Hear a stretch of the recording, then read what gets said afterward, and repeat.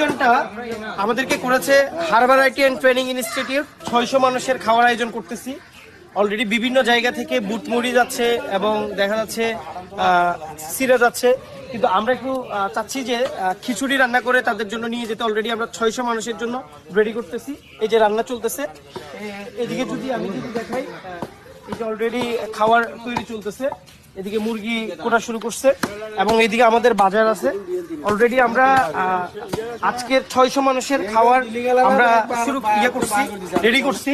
তো এখন যে বিষয়টা সেটা হচ্ছে এই আয়োজনটা আমাদেরকে করেছে Harbour IT and training institute, যেটা সবসময় স্টুডেন্টের পাশে ছিল, স্টুডেন্টের সাথে স্টুডেন্টকে নিয়ে কাজ করে এবং স্টুডেন্টের জন্যই আজকে কিন্তু দেখা যাচ্ছে এতগুলো আয়োজন। এবং আমরা আজকে 600 মানুষের খাওয়ার আয়োজন করতেছি। এখানে পানি থেকে শুরু করে আমরা খিচুড়ি দিব এবং আমরা এই ত্রাণগুলো